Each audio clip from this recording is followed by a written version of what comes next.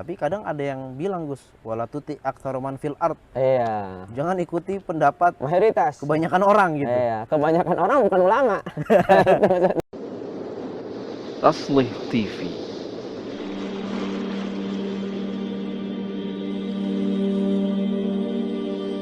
Nah, tingkatan yang kedua di sini adalah mengikuti pendapat mayoritas ulama.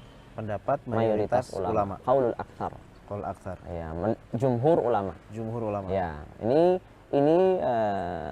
lebih selamat tentunya dari sisi dia beragamanya, gitu kan. Misalkan ada dua pendapat. Yang satu mayoritas para ulama mengatakan demikian.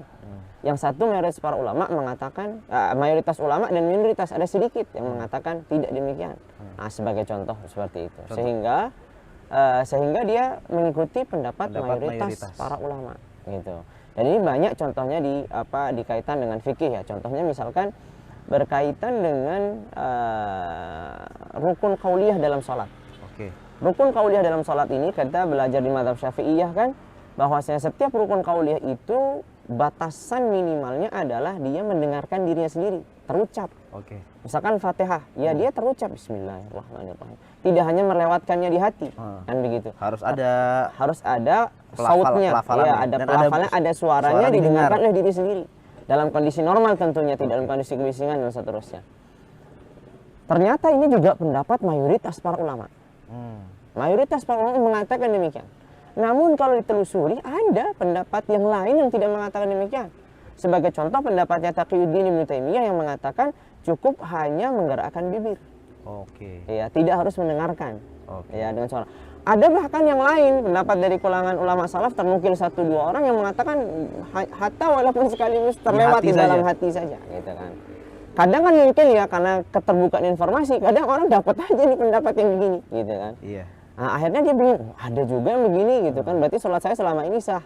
Nah, ini sekali lagi, dia mungkin dalilnya apa sih sebenarnya antara mengatakan harus didengarkan diri sendiri atau tidak, ini kan rumit. Karena ini kan berkaitan lafal secara bahasa, dalam bahasa Arab secara. Ini kan rumit ya pembuktiannya. Sehingga di sini dia mengikuti pendapat mayoritas para ulama yang mengatakan harus dalam rukun-rukun qauliyah itu terdengar setidaknya oleh diri sendiri. Gitu. Oke.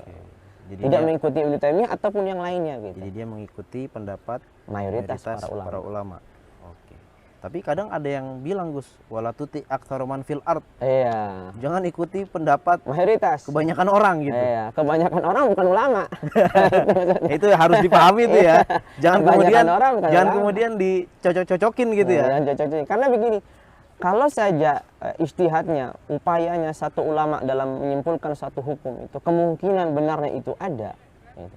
Apalagi kalau banyak. Itu banyak.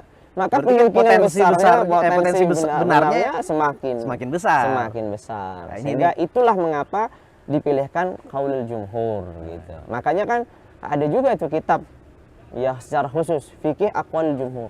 Dan itu mungkin menjadi solusi bagi orang awam. Gitu. Iya, jadi sudahlah saya nggak mau ribet-ribet, saya ikutin jumhur ya udah, ada itu. Cuman nanti kendalanya misalkan dalam hal-hal yang rinci.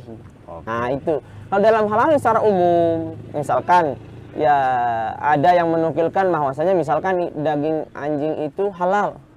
Tapi mayoritas para ulama mengharamkan misalkan kan gitu kan. Nah, itu kan hukum secara umum. Mungkin secara terperinci nanti beda lagi ceritanya. Kan gitu. Oke. Itu mungkin tidak bisa didapatkan dengan buku-buku yang ringkas. Memang harus buku-buku yang lebih detail lagi. Aslih TV.